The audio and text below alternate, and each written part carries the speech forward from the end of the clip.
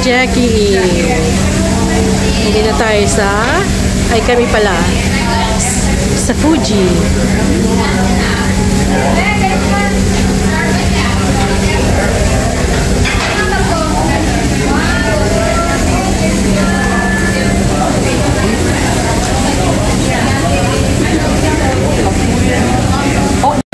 Ayan, everybody is mag-order pa lang.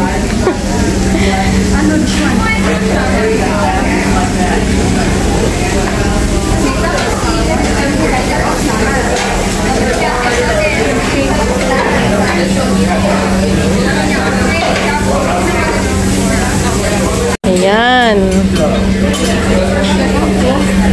Ready na siya mag-order eh. Alam na niya yung gusto niya. Gutom na ikaw? Pet ko na nga eh.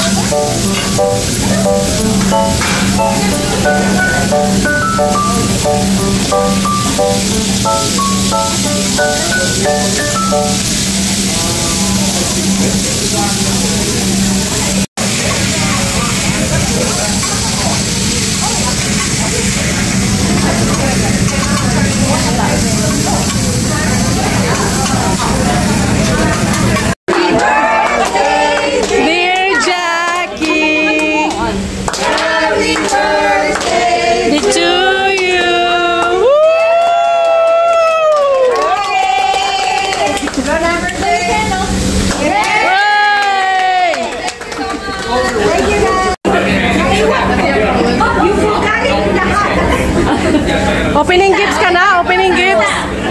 Ha? Opening gifts na.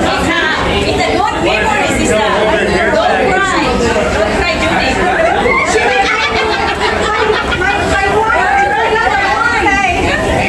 Oh my God, what is this?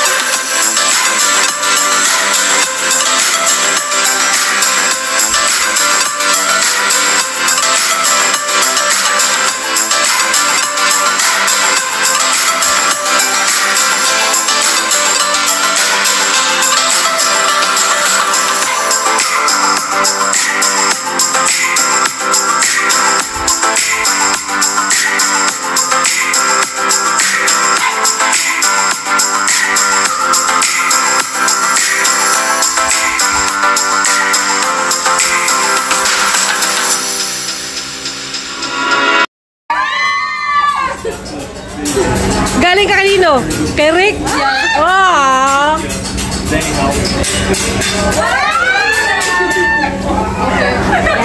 Walang iyakan.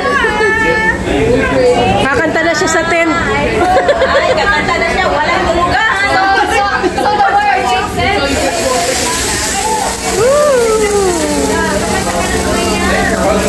Ayan, kakantahin mo na direct. Kaya.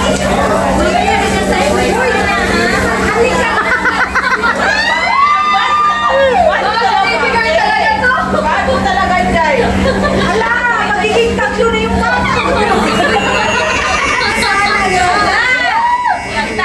Kakantahan mo na lang si Rick. Honey, I'm gonna do karaoke. Oh, yeah, Karaoke in the bed. Karaoke in the bed. with the wine tonight. Yes.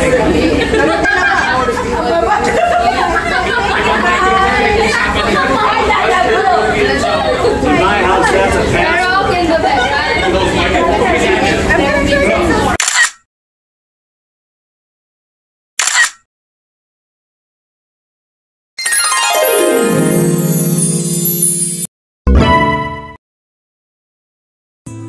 Magandang hapon sa ating lahat. Hello there. Hello. Magandang hapon mga kabayan. Dito sa amin ay almost 4 PM ng Sabado, September 9. Yan. Doon sa mga magbe-birthday, itong araw na to, September 9, sa Pilipinas ay tapos na yung 9. But anyway, dito sa amin, September 9 pa rin. Maraming salamat dun sa aking mga regular viewers at yung mga nag-subscribe. Maraming salamat sa inyo. So, balik doon sa September 9, may gusto lang akong batiin ng happy birthday. Yan, si Ira, yung aking pamangkin. Happy 18th birthday. Sana ay naging memorable, naging masaya ang 18th or ika-18 mong kaarawan. So, yan. Tapos, belated happy birthday kay Madi. Belated ba? Kahapon siya nag-celebrate or kagabi ng kanyang birthday. So, yun po. Ang pagkakaalam ko, September 10 yata ang birthday niya. But, I could be wrong.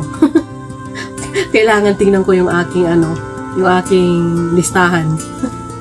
Anyway, yun po. Basta sa mga may birthday itong September na to, happy birthday sa inyong lahat.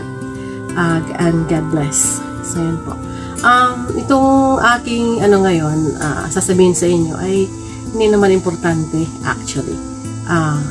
I-share ko lang sa inyo yung binabala ko sa aking mga upcoming vlog.